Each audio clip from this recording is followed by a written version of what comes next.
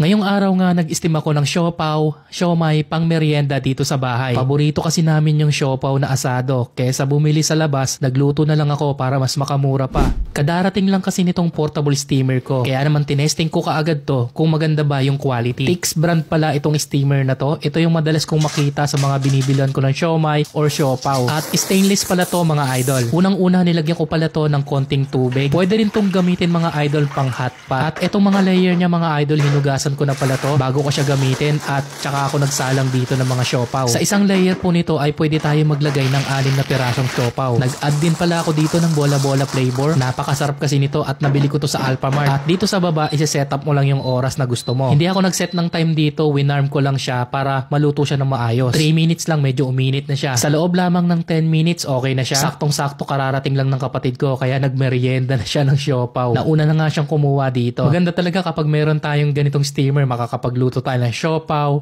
siomai, isda, or kahit anong gusto natin iluto dito. Kung gusto mo rin ng ganitong steamer ng Tix mga idol, ilalagay ko na lang to dyan sa yellow basket or dyan sa comment section yung link kung saan ko siya nabili.